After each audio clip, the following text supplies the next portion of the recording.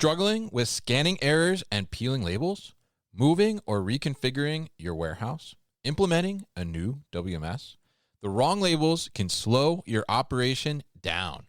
Luckily, ID Label has durable, scannable barcode labels and signs built to last and keep your operation moving. Plus, if you need to get those labels installed, they've got it covered. Their expert team installs rack labels, overhead signs, floor striping, and more with precision, so your warehouse operations continue uninterrupted. I've installed tens of thousands of labels in my career, and I wish I had someone else do it for me. Get a free sample pack at idlabelinc.com, because when they do the barcodes, you can do more. That's idlabelinc.com for a free sample pack and more information.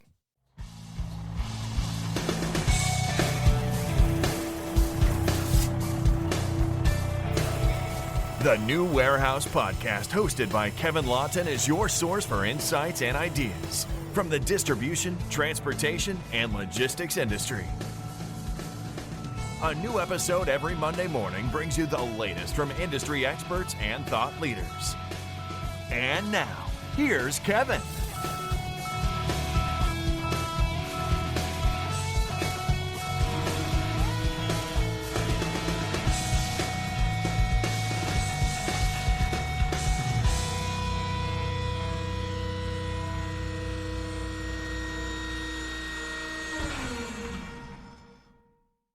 Hey, it's Kevin with the New Warehouse Podcast, bringing you a new episode today. And on today's episode, I am going to be joined by Nick Gordon, and he is the COO and co-founder at SIMPL Automation. And we are going to talk about how SIMPL Automation kind of came to fruition here today. And we're also going to talk about what they're doing. I think they're taking a really unique approach to an ASRS system using existing racking, and we're going to hear about how that works. And I'm very curious to hear how that works, actually, because it definitely caught my attention, and I reached out to Nick to get him on the podcast when I saw it, because I think this is something that could be really, really impactful to a lot of operations. So we're going to dive into that today. We're also going to dive into a little bit about what he sees in the ASRS market, because it's certainly a market where there's a lot of options now, I will say, and being recently at ProMat, maybe we'll hear a little bit about Nick's perspective there too. You know, there certainly are a lot of options on the market. So, Nick, welcome to the show. How are you? Thank you for having me. Pleasure to be here. Definitely happy to get you on. Happy to talk about this. As I mentioned, SIMPL Automation certainly caught my attention. I think on LinkedIn, I think I saw a video or something, and I reached out and said, hey, we gotta get you on the podcast, talk about this. So, so tell us a little bit. I guess you're a co-founder, right? So tell us a little bit about your background and kind of how you came to found SIMPL Automation, how this idea came about. Yeah, absolutely. So I've been in the industry about 15 years, and I kind of split my time. I started in the industry really working for a system integrator. I've pretty much been a system integrator my entire career. Okay. The first half of it was a full service system integrator, but our niche was really on live modernizations and like true brownfield work. We're very heavy into convey, sort, or ASRS modernizations. So systems that were structurally sound, but maybe they had controls or electronics that were just needed to be upgraded. And we would do true live brownfield modernizations where, zero downtime to the operations. You're building mirrored systems. You're doing weekend cutovers, third shift cutovers. Basically, boxes always go out the door. And that probably foundationally started part of where SIMPL came from. The second half of my career was really spent as, I'd say, an end-to-end integrator. I've installed systems anywhere from traditional convey sort to unit sortation, from an ASRS perspective, unit load, mini load, shuttle systems, cube-based storage systems, totes to person system, rack to person system. So I kind of had the ability to see end-to-end what solutions were out there and to integrate them for customers. And I'd say the start of SIMPL was, I started comparing the first part of my career to the second part of my career. And I said, geez, this second part of my career, we waste a lot of steel and we're pretty darn disruptive to our customers when we're bringing in these new amazing solutions that are on the market. And I just kind of compared the two, and I sat down with my co-founder and we said, is there a way to build an ASRS system that delivers the density and the labor efficiency, but make it in a less disruptive manner, and utilize people's existing infrastructure, things they've already paid for, they depreciate on their books. It's an owned asset. Can we utilize that steel and not throw a bunch of stuff out in a dumpster, which is what I saw us doing a lot, when we were doing end-to-end systems. Interesting. Yeah. Yeah. And certainly it sounds like you got a very full perspective through your career on all these different types of solutions and how they go in, how they interact with each other, and large spectrum there. So, I guess tell us before we kind of dive further into the solution itself and what you came up with here. And I think I definitely want to talk about the idea of, these wasted resources, potentially the steel you mentioned there as well. But, tell us, because I think you've seen a lot of these solutions, right? And we're recording this about a month out from ProMat now, and tell us a little bit about kind of what you're seeing in the market, in I guess in general, but also specifically around ASRS, because that's kind of like where you're focused, right? Yeah, you started this off by saying there's a lot of offerings. I would consider the market right now more of an evolutionary state than a revolutionary state. I think maybe early 2000s, 2010 range, Kiva, Auto Store, and even shuttle systems slightly before that probably were more revolutionary. Right now, I feel as if we're in kind of this evolutionary state where there's small changes being made to different types of technology that are, enhancing that technology and making slightly better offerings on a day-to-day basis. That is probably by design, based on how people buy in our industry. It's also probably makes it way more confusing for end users.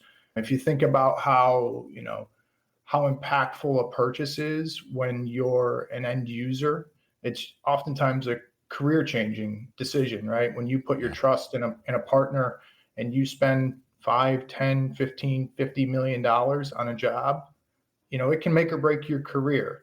So it's not surprising to me to see more evolutionary change than revolutionary change right now, because there's, less fear when it's, just a small tweak and maybe it's already a proven concept. With that being said, I think, if you go down the line and you start with, traditional stuff, let's say mini loads, shuttles, then you go into the cube-based, then you go to climbers, then you go goods to person rack systems, you go, goods to person tote systems, even some of the person to goods things out there. And then you look underneath those shelves, right? There's 5 to 6 offerings each. So that's where I think it's probably very, very confusing for customers. They probably go in to ProMat and get very overwhelmed. I think when I started my career, 95% of ProMat was conveyor. And then maybe there was one person that had a shuttle system, and maybe one person had just the Auto Store bot on a shelf in their booth. That was it for ASRS technology. Now, we went in this past month. I didn't count them, but I would be surprised if there wasn't 40 or 50 suppliers in there with different varying degrees of, those 5 or 6 different buckets I talked about, technology. And some of them are offering 3 or 4 different technologies all together. So I think it's probably pretty darn confusing for customers as they walk through a show like ProMat, try to figure out what they should actually be going for.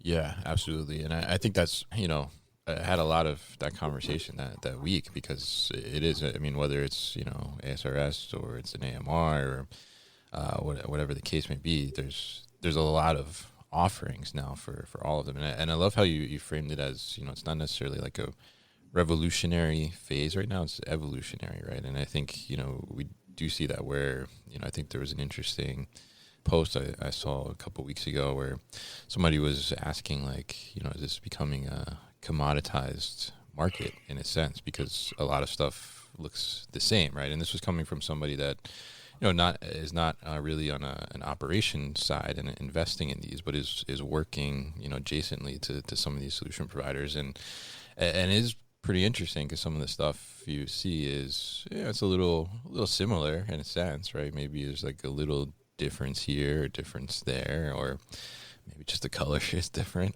But I think it is interesting, like to see that, and I think what you said there, I think kind of captures it perfectly. It's not like revolutionary in a sense, but there's these like evolutions, right? These little tweaks, these little improvements that this provider did or this provider did that's going to make a difference, not for everybody necessarily, but like for certain product type or certain industry, like could be a huge difference. So, so tell us a little bit about, I guess, your solution, right? And I'm curious too. I mean, you just said like maybe there's 40 or 50 different ASRS solutions out there, right? So, so why come into like a crowded market, and how does that kind of make you a little different? Yeah, I think it's a great question. And I think I'd answer it with, I feel as if the market is very crowded in the top, percent of buildings that are more greenfield. And nobody's done a great job of addressing the long tail of brownfield facilities. If you look across, North America right now, I don't have the exact statistics off the top of my head, but the large majority of facilities are 15, 20, 30 years old. And there's a small minority that are highly automated greenfield facilities. So in those brownfield facilities are very difficult to go into without, significantly impacting the customer supply chain. So I don't disagree that it's a very crowded space. I don't see anyone else who's trying to go on existing racking and provide a goods to person or person to goods solution that can give density and labor efficiency, which are obviously the two biggest things folks are going after, right? I mean, I'm not saying anything interesting when I say that we need to do more with the space we have, and we need to make the folks we have in that space more efficient, right? So that's ultimately the top goal of anyone who's, running a facility, and it's very difficult to do in a true brownfield sense. Where I think, when I go back to talking about modernizations or brownfields, I think that's an area that has somewhat got mislabeled. I feel like people have stated something as a brownfield simply because it goes into a building that has four walls that already exists.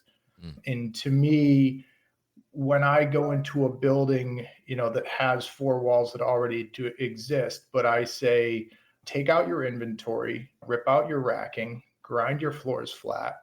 The folks that are your associates that are working there may not have tasks to do, and that's going to last from 6 to 12 or 18 months. To me, you're essentially turning that building into a greenfield.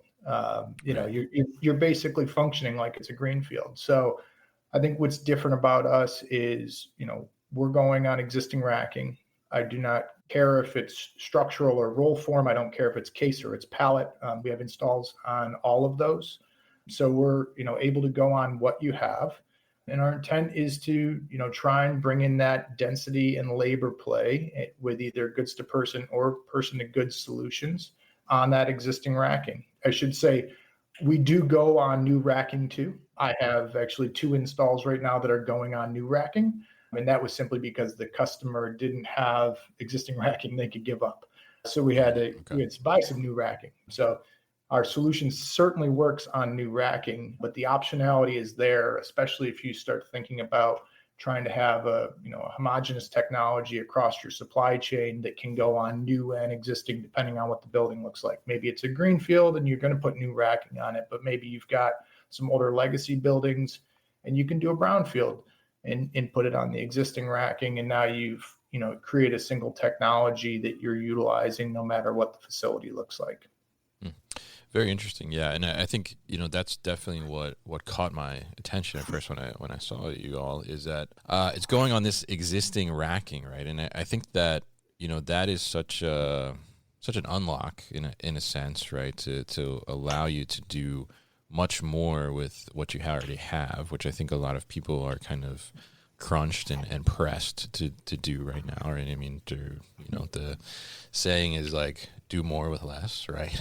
I think is kind of the mantra throughout the industry, right? And I'm curious, I mean, talk to us a little bit about, because you, in your career, you mentioned, you dealt with a lot of brownfield type work.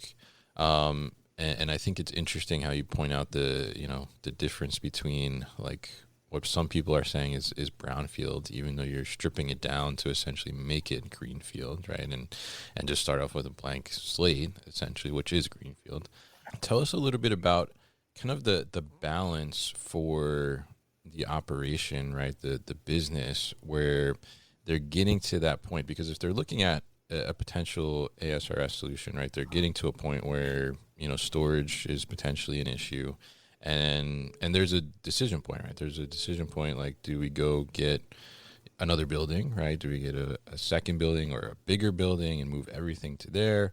Or do we try and maximize what we have? So tell us a little bit about kind of that tipping point, I guess, and how does that decision-making process go, and how do you kind of fit into that? Yeah, certainly. So when I think about that greenfield versus brownfield, what I often think of are that most customers are pretty good at handling the direct costs when they're trying to make a decision, right? So they're really good at saying, okay, well, here's my CapEx. I know what I'm going to spend. Here's the spare parts costs. Here's what they say for preventative maintenance. Okay, I can do a 10-year TCO on that. Okay, what is going to be my labor pickup? We're going to take ourselves from this efficiency to that efficiency. Okay, what's my cube pickup? I'm going to go from this efficiency to that efficiency. And they can do a calculation on a return on investment. Where I think some folks struggle is the more soft costs associated with jobs that are highly disruptive. When you take a facility down, that can mean a bunch of things. That can mean I'm fulfilling from a different node in my supply chain now, right? Okay, I had a facility in Minneapolis. Now the closest, FC is in Chicago, right? Okay, so now I'm trucking inventory from Minneapolis to Chicago. I'm going to fulfill from there. What am I doing with the labor that was at the Minneapolis facility? How am I flexing up the labor at the Chicago facility? Do I need to get an annex or have to use a 3PL service to be able to deal with the overflow? So there's a lot of soft costs associated with projects that I think oftentimes get overlooked when you're highly disruptive, especially when those jobs drag on and it wasn't planned for. So being able to come in and be less disruptive and utilize the existing assets, I find to be pretty impactful to our customers, because they don't have to deal with, those hidden costs that oftentimes aren't represented well when you're just looking at a proposal from a great integrator and you're looking at your efficiency pickups in that specific building and not looking at it holistically across your supply chain. Interesting. Yeah. And I think it's interesting you mentioned those soft costs in there, because, there are these other factors, right, that oftentimes, there's some things that are happening in operations that are somewhat invisible, right? You could say potentially, right? And those all lead to cost too as well. And I think it's interesting to see this approach, right? So I'm curious to dive a little bit more into the solution here. When you say it goes on existing racking, I mean, is there limitations to that? I mean, if somebody's listening and they're like, oh, I have racking, right? Could I just throw this on my racking? I mean, what does that actually look like? What does an install look like? How does that happen? Are there adjustments to the racking that need to happen? Tell us kind of all the details there. Yeah, absolutely. So no, it truly doesn't matter. Like I said, we're on structural, we're on roll form, we're on pallet, we're on case, right? So we're on a majority of the standard racking that folks would be using for storage in a fulfillment center. Some of the questions often come up in regards to how important is maybe density to your solution, right? So, you might have VNA or you might have larger 10-foot aisles and you want to move the rack closer together. So sometimes we are going to move the rack. We're still going to use it as is, but we might be moving it closer together in order to make it slightly denser. So, and that just becomes a kind of a disruption conversation, right? So it's like, do you not want to have any disruption and you just want us to attach it to the existing racking where you might not get a major density lift? Or if you want the density lift and it's going to be less disruptive because we're not ripping it out and grinding floors and then re-erecting it and, starting from essentially new, but we're just going to shift it, right? So we're going to move the racking. which is, we're not going to pay for the cost of the new rack. We're just going to pay for the installation costs, right? So a lot of times those are the conversations we're having with customers, which is, do we want to move something or not? And how important is density to the overall solution set? We can move nothing and we can just put it on the existing racking, or we can move everything and make it really close together. And that's kind of the optionality that customers will ask for. Besides that, we're able to, basically just attach ourselves to the existing uprights. It's really as simple as that. We're attaching ourselves right to the face of the racking. We're not making any modifications to it. Interesting. And the robots itself, right, that are involved. I think I saw there's two robots, right? There's one that's like a shuttle climbing kind of, and then one on the ground that's dropping it too. So tell us a little bit about, because I know that's it's kind of like a big discussion on what's the right robot type or setup for ASRS, right? So tell us a little bit about the decision to have two separate in the solution. We'll be back after a quick break. Spoiler alert, your team hates manual unloading. And who can blame them? It's slow, risky, and exhausting. Tawi's container unloader eliminates the pain. Lifting loads safely and efficiently from inside containers. Engineered to lift heavy goods ergonomically from deep inside containers, it accelerates unloading while keeping your team safe from strain. Safer workers, faster turnaround, and better efficiency. Better for your people, better for your bottom line. Lift smarter. Visit Tawi.com today. That's TAWI.com.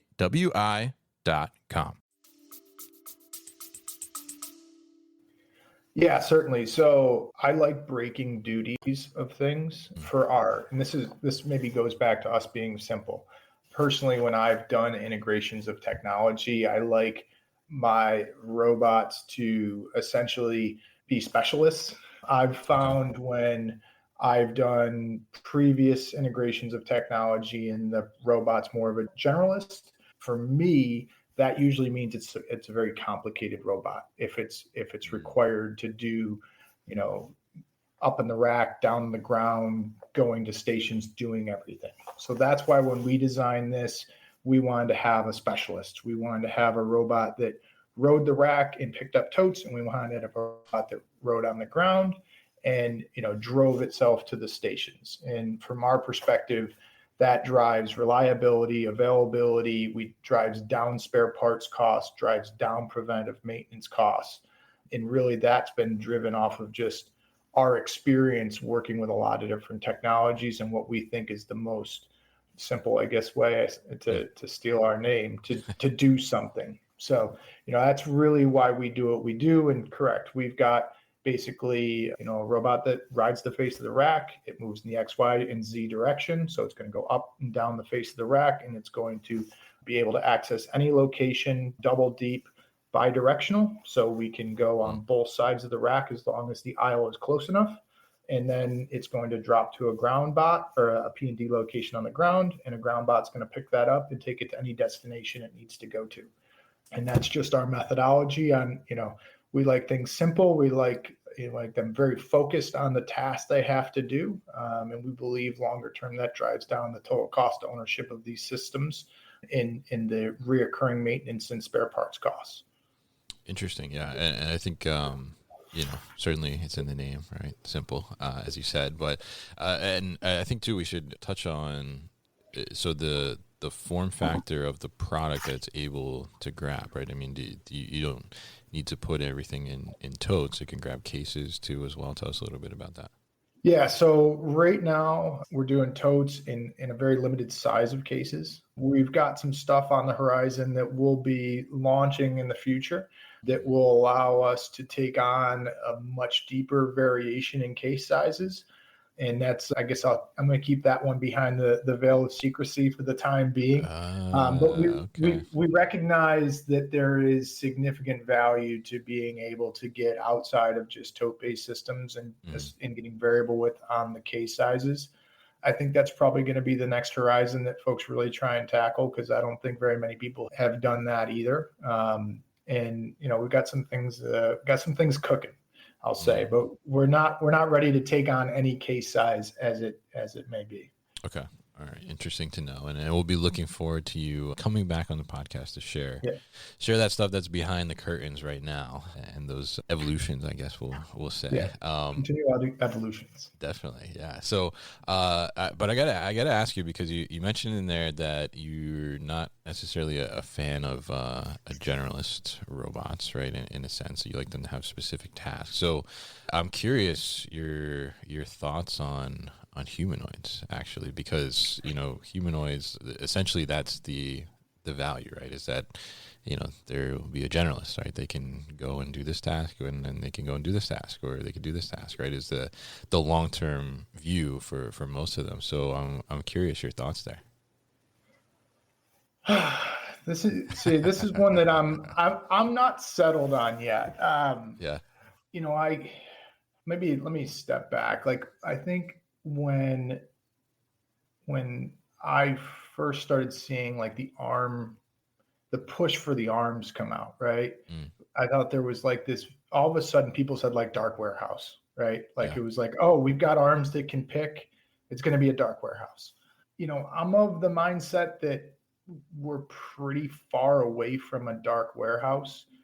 I certainly think at some point we'll probably be there, but I think we're pretty far away from it at this point, because the cost is going to just be, probably a prohibitive for a significant duration of time. I don't think I'm saying that we'll never get there, but I don't see that it's happening anytime in the next, couple of weeks. And I think that's probably tying back to my vision of things being more evolutionary than revolutionary right now, and just the overall way people adopt technology. It's pretty expensive to be an early adopter of a revolutionary technology. It's a lot more reasonable to be an early adopter of an evolutionary technology. And I think that will lend itself to things slowly evolving, as opposed to having a ChatGPT kind of moment like we had, just a year or so ago. Yeah. Interesting. Yeah. I was very curious your thoughts on that when you said that. So interesting, but yeah, I think it's interesting to see, right? I mean, it certainly was something, as we were talking about ProMan. I mean, that was certainly something that stood out from the show that people were talking about. But I think a lot of skepticism around it too in those conversations. So very interesting to hear your perspective there. So really interesting to learn about simple automation here today, Nick. And I think it's a very interesting approach to being able to do more with that brownfield space, and like you said early on, kind of alleviate the waste of a lot of materials and potential resources, which I think a lot of companies are probably looking to try and figure out how can they do something with what they have existing without necessarily going all the way down to a greenfield, as you mentioned earlier in the conversation. So, if we look at and the solution is called the adaptive solution, right? So if we look at the adaptive solution, I mean, who is really the right candidate for that? Like, who would be someone that's like, oh yeah, this makes sense for you to invest in? Yeah, absolutely. So, everyone's trying to tackle space and labor, right? So that's kind of table stakes. I think folks that have, supply chains that are, they've got maybe some brownfield buildings and they've got some greenfield buildings. They've got a mix in their supply chain. They're looking for a single technology that they can put across new buildings and old buildings would be great candidates. People that have existing infrastructure, existing racking that's in their building that could be utilized to create an ASRS system, and are looking to come in and not waste assets, come in at a lower price point because they're not having to buy that infrastructure, are the folks that are going to see a big value in this, and are going to be the folks that find it to be really impactful. So interesting. Yeah. So, if somebody's looking to maximize their space, but they're not ready to go to another facility and they think they can do more with what they have, then it sounds like simple automation might be the right tool for you, or the right solution for you in a sense. So, Nick, I want to thank you so much for joining me today on the podcast. And it's been a pleasure to get some of your perspectives on the industry, but also learn about what you're doing with simple automation. And we're looking forward to seeing the further evolution evolutions of SIMPL and the adaptive solution as well. So if people want to get in touch or learn more about SIMPL Automation, what's the best way to do that?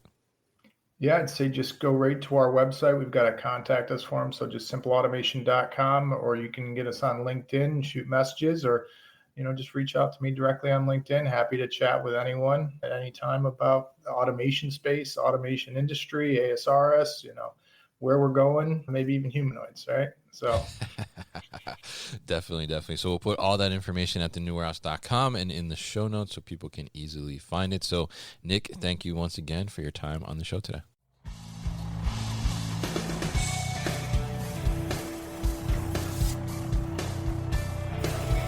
You've been listening to the New Warehouse Podcast with Kevin Lawton.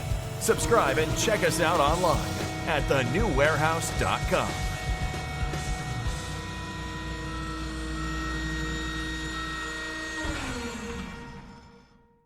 Enjoyed this episode? Make sure you are subscribed to the podcast, and for more content from the New Warehouse, find us on LinkedIn and YouTube. Links to subscribe can be found in the show notes, and for everything The New Warehouse, head to thenewwarehouse.com.